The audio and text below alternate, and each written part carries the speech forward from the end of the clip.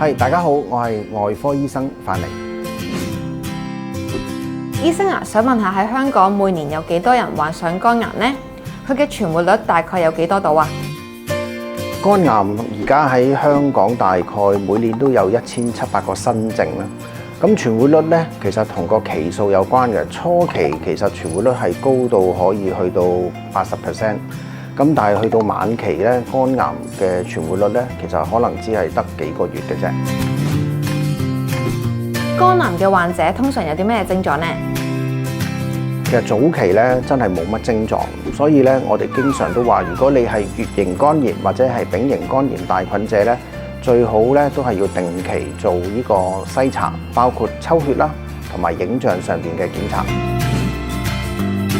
有邊啲高危人士容易患上肝癌㗎？肝癌主要高風險嘅人士包括係乙型肝炎同埋丙型肝炎帶菌者啦。但係已經有最新嘅研究講咗係長期脂肪肝引致到去肝功能失衡嘅話咧，其實係持續落去都會觸發到肝癌嘅出現嘅。咁所以記住大家要保持係低糖、低鹽、低油嘅飲食啦。有啲乜嘢方法可以治療到肝癌呢？肝癌仍然係以手術為主要考慮嘅。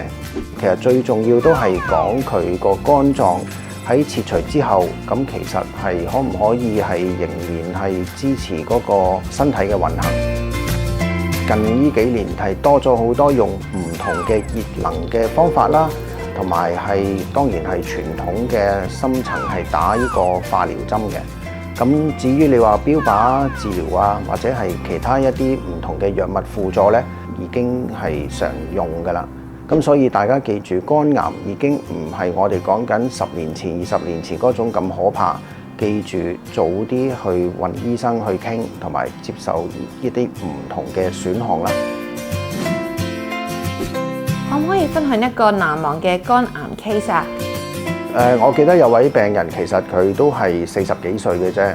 咁啊，佢本身肝炎帶菌啦。咁啊，當佢知道咗自己個病情係肝癌，係第2期嘅時候咧，佢選擇話：我都係選擇繼續返工，我唔想接受治療啦。佢係真係原來擔心驚康復唔到啦，佢寧願揾多個錢去養家啦咁樣。咁我哋穩定咗佢個心情，亦都讓佢了解到其實而家肝癌咧係有好多方法治療啦。我哋亦都係有輔導佢嘅屋企人，而佢最後成功接受咗一個微創手術之後咧。咁跟住就可以繼續係做翻自己做嘅嘢啦。微創手術最重要係可以係減少嗰個傷口嗰個幅度啦。咁其實對於復康啦，能夠盡快落床同埋恢復翻即係正常嘅體能咧，其實係有關係嘅。咁所以喺我嘅經驗入邊，近呢5-6年，我哋都有差唔多接近一半以上嘅病人咧，係用微創嘅方式嚟到去做手術嘅。